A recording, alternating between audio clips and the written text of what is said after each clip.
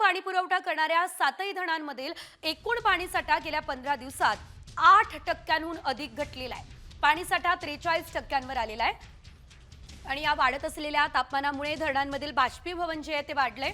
पाणीसाठा कमी होतोय। मुंबईकरांना होळी आणि धुळवडीपासून पाणी जपून वापरावं लागणार आहे। दुसरीकडे महापालिका पाणी कपातीचा निर्णय घेणार का याकडे सुद्धा मुंबईकरांचं लक्ष आता लागलेलं आहे। कॉमस्कोर नुसार आता isakal.com आहे देशातील नंबर 1 ची मराठी न्यूज वेबसाईट।